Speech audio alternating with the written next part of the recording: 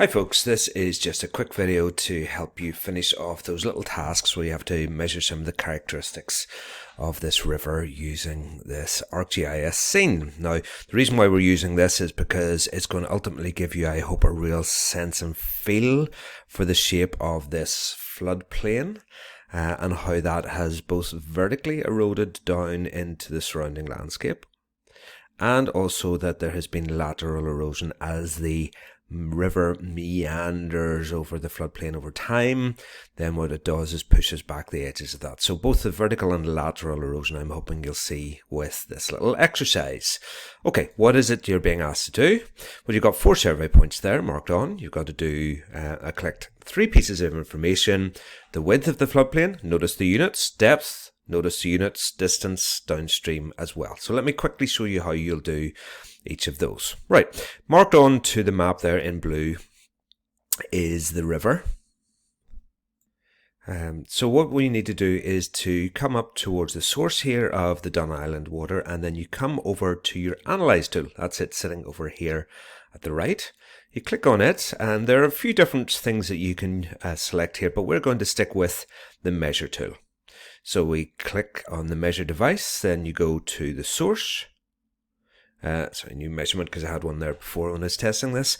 So you go to the source and you just drag that down until you get to your first survey point. Now, I'm not going to, well, I'll just stop slightly short of it, but you go down to that little green pin, double click to finish, and then it's this direct route here that we're looking for. So you go all the way down to that green pin and then just write down, or you can indeed copy and paste, you can do that, and put that into your data collection sheet. So that's your distance downstream, okay, all the way down to the green pin, right?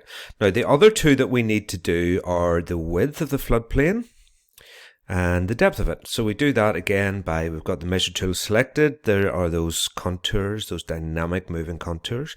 So what we want to do is draw a line across there going through that pin. So we start at the top of this little slope here, come all the way across to the other side, making sure we go through the green pin, double click, and that'll give you your answer. Now again, I'll not do that for you, you can do that for yourself, but that's the idea. In fact, let me just come down here away from the pin a wee bit, go for a new measurement again, and we click on here, and all the way over to the other side like that. Okay, so that's how you do that one.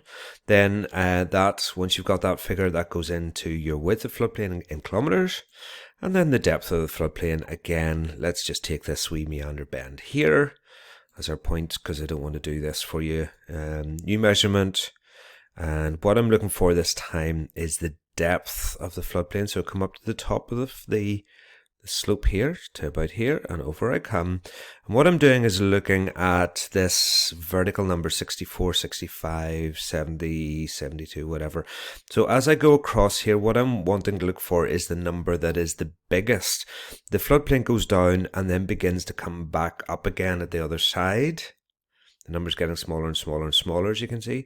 So somewhere in here will be the biggest number. You need to go and get the biggest number.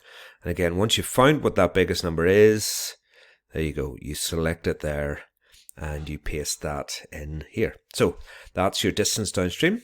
That's your depth of your floodplain. And that's your width of your floodplain. And put your name in there to show which one it is that you have done. And that's all you've got to do.